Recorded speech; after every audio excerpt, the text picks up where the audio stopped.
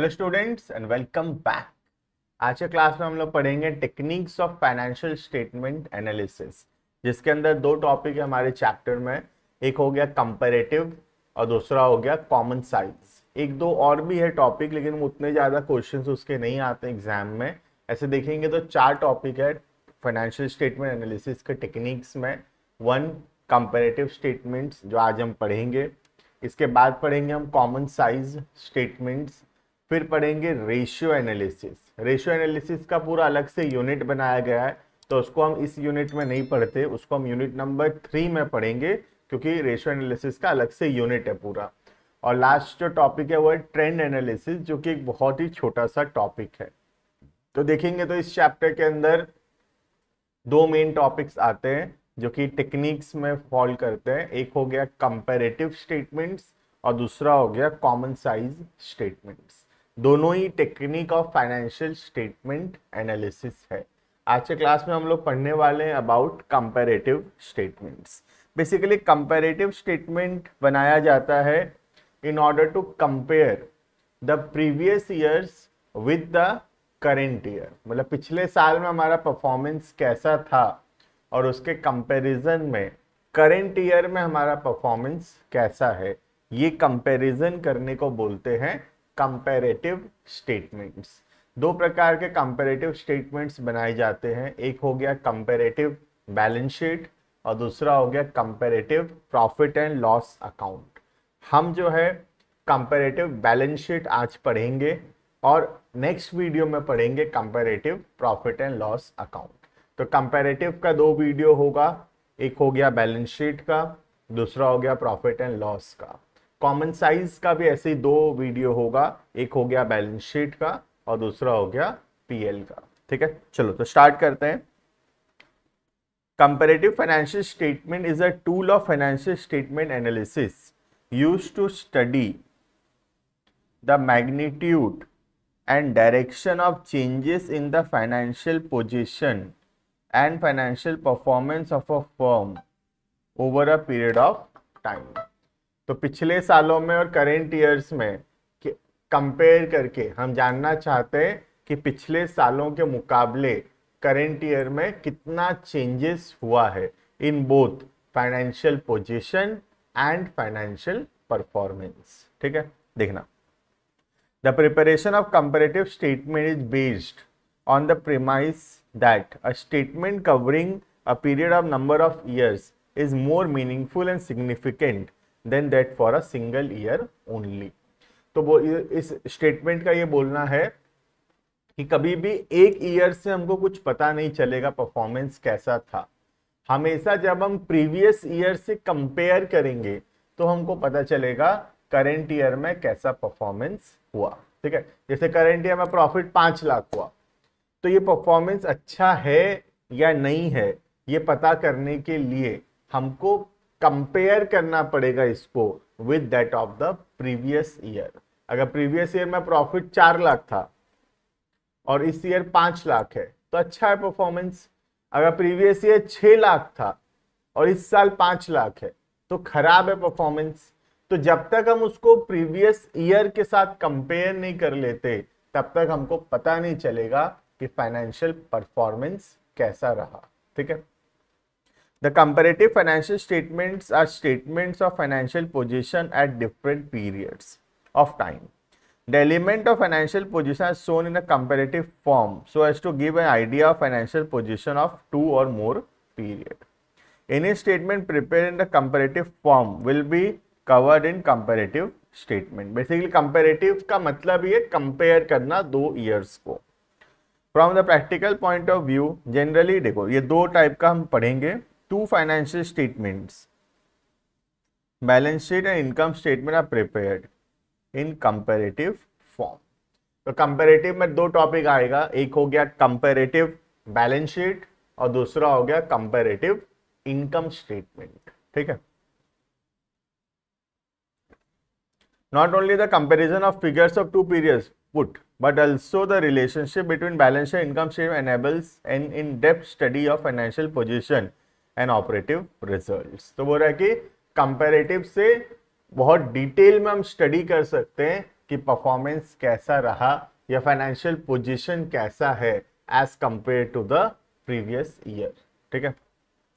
The analyst is able to draw useful conclusions when figures are given in comparative position. The figures of sales for a quarter, half year or 1 year may tell only the present position of sales. When sales figures of previous periods are given along with the figures of the current period, then the analyst will able to study the trends of sales over a period of time. तो बोल रहा है कि सिर्फ एक साल का figure दिया हुआ रहेगा तो उससे कुछ खास बात पता नहीं चलेगा, लेकिन जब 2-3 ईयर का फिगर्स देगा तो हम जान पाएंगे परफॉर्मेंस पिछले सालों के मुकाबले अच्छा हो रहा है या खराब हो रहा है। ठीक है। Similarly, comparative figures will indicate the trend and direction of financial position and operating results. The important objectives of financial statements are as under. तो ये दिया हुआ है फाइनेंशियल स्टेटमेंट्स के ऑब्जेक्टिव्स। क्या क्या ऑब्जेक्टिव्स है फाइनेंशियल स्टेटमेंट एनालिसिस करने के। ठीक है। ये तो हम ऑलरेडी भी पढ़े थे चैप्टर 1 के अंदर, फाइनेंशियल स्टेटमेंट्स क्यों एनालिसिस करना जरूरी है। ठीक है। तो ये खुद से पढ़ना। हम लोग प्रैक्टिकल पॉइंट स्टार्ट करेंगे। प्रैक्टिकल में 2 टाइप का कंपैरेटिव स्टेटमेंट पढ़ेंगे, मार्क कर देता हूं। The 2 comparative statements are, first balance sheet, ये आज के क्लास में हम कवर करने वाले हैं, और दूसरा हो गया इनकम स्टेटमेंट और प्रॉफिट एंड लॉस अकाउंट। ये हम लोग नेक्स्ट क्लास में कवर करेंगे। क्लियर है ये? तो कंपैरेटिव स्टेटमेंट का बेसिकली प्रैक्टिकल क्वेश्चन आने का बहुत हाई चांसेस है, तो अच्छे से पढ़ना। बहुत ही ज्यादा आसान टॉपिक है, 1 मिनट बस ध्यान देने से क्लियर हो जाएगा कंपैरेटिव स्टेटमेंट्स कैसे बनाया जाता है। ठीक है। चलो तो देखना, हम पहले आज के क्लास में देख रहे हैं कंपैरेटिव बैलेंस शीट। ठीक है। तो कोई ये हमारा एक क्वेश्चन है जहां पे बैलेंस शीट गिवन है। बैलेंस शीट कैसे दिया हुआ रहेगा देखना, एक रहेगा प्रीवियस ईयर का फिगर और दूसरा रहेगा करंट ईयर का फिगर। ये नॉर्मल सा बैलेंस शीट है जहां पे हम देख सकते हैं एक फिगर है करंट ईयर का 2023 का और एक है 2022 का। क्लियर है? हमको 2022 और 2023 को कंपेयर करना है और बताना है कि परफॉर्मेंस इंक्रीज हुआ है या डिक्रीज हुआ है। क्लियर है? वैसे ही फाइनेंशियल पोजीशन क्या हुआ है, इंक्रीज हुआ है या डिक्रीज हुआ है। क्लियर है? देखना, तो फॉर्मेट कैसा रहेगा। ये तो क्वेश्चन मिल गया हमको, हमारा नॉर्मल क्वेश्चन है, लायबिलिटी में दिया हुआ है और यहां दिए हुए एसेट्स। ठीक है। सॉल्यूशन में ऐसा एक टेबल बनाएंगे हम लोग। ठीक है। टेबल में टोटल 4 कॉलम्स रहेगा। कौन कौन सा कॉलम देखना, ये तो नॉर्मल कॉलम है, पर्टिकुलर्स, नोट नंबर। उसके बाद 4 कॉलम्स रहेगा। फर्स्ट, प्रीवियस ईयर में क्या परफॉर्मेंस था। ठीक है। फिर आएगा करंट ईयर में क्या परफॉर्मेंस है, करंट ईयर के फिगर्स क्या हैं। ठीक है। उसके बाद इंक्रीज और डिक्रीज, मतलब पिछले सालों के मुकाबले फिगर्स इंक्रीज हुआ है या डिक्रीज हुआ है। ठीक है। एंड लास्ट, इसको बोलते हैं एब्सोल्यूट चेंज। ठीक है। और नेक्स्ट हो गया परसेंटेज चेंज, मतलब प्रीवियस ईयर्स के मुकाबले जो इंक्रीज डिक्रीज है वो कितना परसेंट है। ठीक है। बड़े ध्यान से देखना, एक तो समझ गए ना बस हो गया।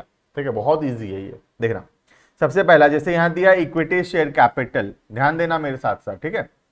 प्रीवियस ईयर में इक्विटी शेयर कैपिटल था और करंट ईयर में इक्विटी शेयर कैपिटल है। ध्यान देना, प्रीवियस ईयर में कितना था इक्विटी शेयर कैपिटल, 12 लाख रुपए, 12 lakh rupees is the equity share capital of the previous year. और करंट ईयर में इक्विटी शेयर कैपिटल कितना है, 18 लाख, 18 लाख रुपए है इक्विटी शेयर कैपिटल। ठीक है। इसको कैसे प्रेजेंट करेंगे देखना, सबसे पहला नॉर्मल वही फॉर्मेट जो नॉर्मल बैलेंस शीट का फॉर्मेट होता है, फॉर्मेट में कोई चेंजेस नहीं है। ठीक है। सबसे पहले प्रीवियस ईयर, प्रीवियस ईयर में कितना था, 12 लाख, राइट। तो प्रीवियस ईयर में जो फिगर्स था वो था 12 लाख रुपए। ठीक है। तो पहला कॉलम में लिख लिए प्रीवियस ईयर का फिगर, फिर करंट ईयर 18 लाख, अब हम देखेंगे कितना इंक्रीज हुआ है करंट ईयर में या कितना डिक्रीज हुआ है। कैसे कैलकुलेट करेंगे? Current year minus previous year. Current year को माइनस करेंगे प्रीवियस ईयर से, तो हम देख सकते हैं 18 लाख माइनस 12 लाख, तो कितना इंक्रीज हुआ है? 6 लाख। ठीक है सर, अगर ये माइनस में आता तो कोई बात नहीं बेटा, माइनस में आता तो हम माइनस में लिखते। ठीक है, तो हम करेंगे क्या? Current year minus previous year. Plus में आएगा तो प्लस में लिखेंगे, माइनस में आएगा तो माइनस में लिखेंगे। क्लियर है? उसके बाद कितना परसेंट इंक्रीज या डिक्रीज हुआ, तो कैसे कैलकुलेट करते हैं उसको? सबसे पहले लेंगे कितना इंक्रीज या डिक्रीज हुआ। 6 लाख इंक्रीज हुआ डिवाइडेड बाय बेस लेंगे। बेस मतलब प्रीवियस ईयर। प्रीवियस ईयर में कितना था? तो प्रीवियस ईयर में शेयर कैपिटल था 12 लाख रुपए इंटू 100, तो ये आएगा तुम्हारा 50%। तो हम यहां पे लिखे 50। क्लियर है ये? तो दो चेंज है यहां पे, एक हो गया एब्सोल्यूट चेंज और दूसरा हो गया परसेंटेज चेंज। एब्सोल्यूट चेंज का मतलब होता है अमाउंट में कितना चेंजेस हुआ है, और परसेंटेज चेंज का मतलब होता है परसेंट में कितना इंक्रीज या डिक्रीज हुआ है। क्लियर है? और ट्राई करें, चलो सेकेंड आइटम ट्राई करते हैं। नॉन करेंट लाइबिलिटीज पिछले साल में था 6 लाख, करेंट ईयर में भी है 6 लाख, तो इसका मतलब there is no increase and decrease. ठीक है, कोई इंक्रीज डिक्रीज हुआ ही नहीं है। तो हम यहां देख सकते हैं नॉन करेंट लाइबिलिटीज में 6 लाख रुपए, ये वाला है 6 लाख रुपए प्रीवियस ईयर, 6 लाख रुपए करेंट ईयर, इंक्रीज डिक्रीज कुछ है ही नहीं और परसेंटेज भी 0। क्लियर है ये? नेक्स्ट आता है थर्ड आइटम, ट्रेड पेएबल। पिछले साल में था 3 lakh trade payable, previous year में 3 लाख था, करेंट ईयर में कितना है? 6 लाख है। ठीक है, तो देखते हैं फिर से वैसे ही, previous year 3 lakh, current year 6 lakh. तो अब एब्सोल्यूट चेंज कैसे निकलता है? Current year minus previous year, तो 6 लाख माइनस 3 लाख कितना आएगा? 3 लाख आएगा एब्सोल्यूट चेंज। ठीक है, अब परसेंटेज चेंज ध्यान से, इंक्रीज कितना हुआ है? 3 लाख। डिवाइड याद रखना, डिवाइड किससे करेंगे? परसेंटेज चेंज निकालते समय जो डिवाइड करेंगे हमेशा प्रीवियस ईयर से डिवाइड करेंगे, क्योंकि हम प्रीवियस ईयर से देख रहे हैं कितना परसेंट इंक्रीज या डिक्रीज। तो प्रीवियस ईयर में ट्रेड पेएबल कितना था? 3 लाख था, इंटू 100, मतलब कितना परसेंट इंक्रीज है? 100% इंक्रीज है। तो ये लिखे हम 100%। क्लियर है ये? बस यूं ही एक एक आइटम का इंक्रीज डिक्रीज निकालते जाना है। टोटल का भी वैसे ही करेंगे, बैलेंस शीट के टोटल का देख सकते हैं हम, बैलेंस शीट टोटल भी वैसे ही करेंगे। प्रीवियस ईयर में टोटल था 21 लाख, करंट ईयर में टोटल है 30 लाख का, तो इंक्रीज कितना है? 9 लाख का इंक्रीज है। परसेंट निकाल लेंगे, कैसे निकलेगा? 9 lakh divided by previous year 21 lakh into 100। ठीक है, कर लेना, आएगा 42.86 का। क्लियर है ये? ऐसे ही हम लोग करेंगे for current assets and fixed assets. ठीक है, तो इसी को बोलते हैं बस कंपैरेटिव स्टेटमेंट्स। अगर माइनस में आएगा कोई फिगर बाय चांस, तो उसको हम लोग ब्रैकेट में लिखेंगे। तो एब्सोल्यूट चेंज भी ब्रैकेट में होगा, परसेंटेज चेंज भी ब्रैकेट में होगा। एक एग्जांपल तुमको दिखा देता हूं उसका भी। जैसे ये वाला देख सकते हो तुम, रिजर्व एंड सरप्लस। एक बार ध्यान से देखना, प्रीवियस ईयर में रिजर्व था 10 लाख का, करेंट ईयर में रिजर्व है 6 लाख का, तो डिक्रीज हुआ है 4 लाख से। तो यहाँ पे 4 लाख माइनस आएगा, current year minus previous year, 6 lakh minus 10 lakh minus 4 lakh, तो माइनस 4 लाख आएगा एब्सोल्यूट चेंज में। और परसेंटेज चेंज में भी minus 4 lakh divided by previous year का फिगर 10 लाख इंटू 100, यह आएगा -40%। तो जब -40 आएगा तो हम लिखेंगे 40 ब्रैकेट, माइनस मतलब ब्रैकेट में लिख दिए, that mean it is minus. Clear है ये? तो ये क्वेश्चन नंबर 1 मैं बेसिकली करवा दिया। 3 क्वेश्चन दिया हूं तुम्हारे पीडीएफ में, तीनों क्वेश्चन का सॉल्यूशन भी दिया हुआ है। हमको तीनों क्वेश्चन अच्छे से कॉपी में लिखकर खुद से प्रैक्टिस करना है, डाउट आएगा तो सॉल्यूशन को देखना है। ठीक है, ये आ गया हमारा इलस्ट्रेशन नंबर 1, ये आ गया इलस्ट्रेशन नंबर 2, ठीक है, और ये आ गया हमारा इलस्ट्रेशन नंबर 3। ठीक है, और सबके सॉल्यूशंस जो है वहीं पर गिवन है। क्लियर है ये? तो this is all about comparative balance sheet. बहुत ही आसान टॉपिक है, कुछ नहीं करना है। देखो, सिर्फ एब्सोल्यूट चेंज निकालना है और परसेंटेज चेंज निकालना है। फ्री का मार्क्स एग्जाम में, फोकट का मार्क्स मिल रहा है एग्जाम में, कुछ ना करने का मार्क्स मिल रहा है कंपैरेटिव में। तो खाली इंक्रीज डिक्रीज निकालना है। कैसे निकलेगा? Current year minus previous year, और उसके बाद निकालना है हमको परसेंटेज चेंज, जो कैसे निकलेगा? Increase decrease divided by previous year का फिगर मल्टीप्लाइड बाय 100, इससे निकल जाएगा तुम्हारा परसेंटेज चेंज। ठीक है, तो ये हो गया हमारा comparative balance sheet. Next class में हम पढ़ेंगे comparative profit and loss account, जो कि बिल्कुल ऐसे ही बनता है जैसे बनता है कंपैरेटिव बैलेंस शीट। मिलते हैं नेक्स्ट वीडियो के अंदर, अभी के लिए इतना। Thank you and bye.